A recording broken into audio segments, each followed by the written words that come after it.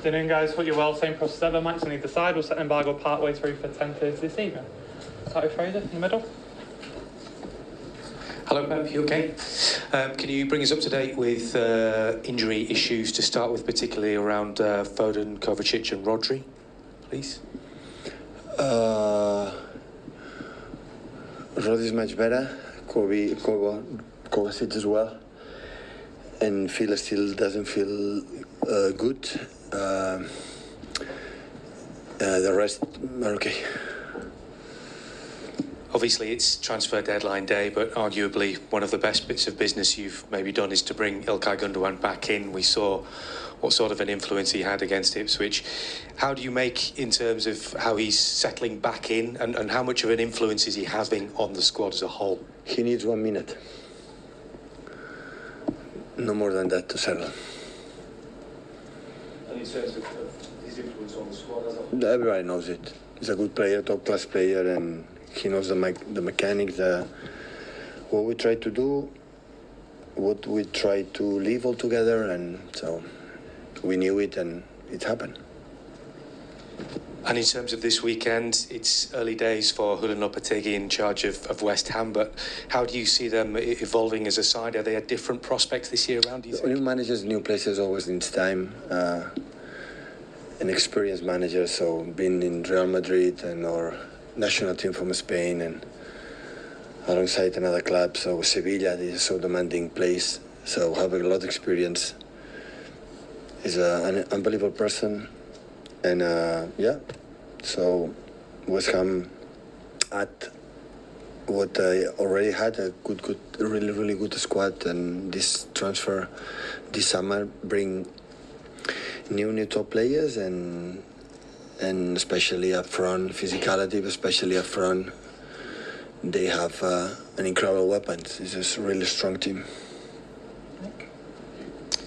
Hi, Pep. I have to ask, although I think I know the answer. You're expecting a very quiet deadline day? Yeah. Thought so. What's more of a priority for you at 9 o'clock tomorrow morning, preparing for West Ham or Oasis tickets? Absolutely West Ham. Will you be in the queue? Oasis? I don't know if we can go, we go, absolutely. So it's a good news, I think, for the world music. So they are back, so it's fantastic for the 1,000 million fans they have around the world, especially here in England, in UK. So, yeah, really good.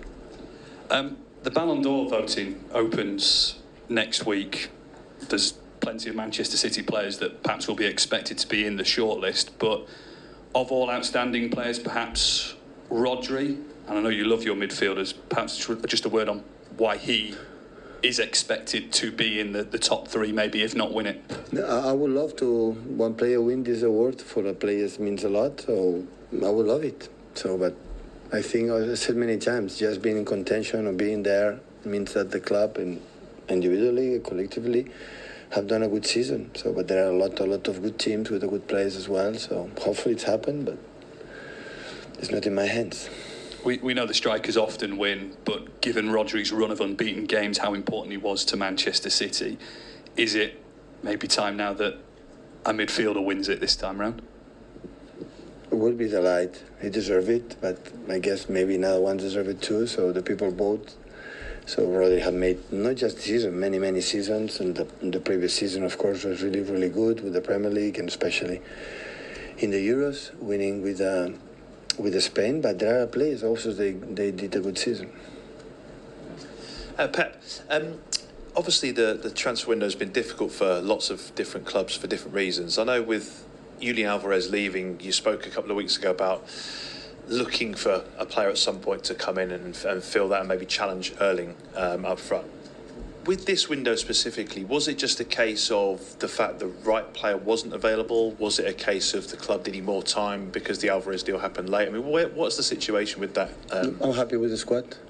So we didn't expect, because I didn't expect Julian was leaving. But I didn't expect, I don't know, because he had conversations for a long time ago with other clubs, his agent, so could happen. But at the end, always you think maybe he's going to stay, but that didn't happen. And after we saw, but we have, of course, you have many injuries will be a problem, but hopefully in 2-3 months, it's back Oscar and Phil is in that position, and Makati can play in that position, Gündogan can play in that position, Bernardo can play in that position, a different type of players like Erling, of course. So, and maybe it's a mistake, I don't know, but I like to work with not a long squad. I don't like to leave a lot of players without playing for a long time. And when you have a long squad and no injuries, 10 months without playing, and I don't like it. And also I feel when everybody's involved and with the chance to play, the performance of the team is always better. So, and that's why I know the group, I know how incredible serious and professional they are, and commitment in every single game, and we decide to go. You're right, when we are not pretty sure, it's better wait. In winter we have, just in case happen, we have another chance. So if I'm not convinced and Chick is not convinced, it's better don't take that step.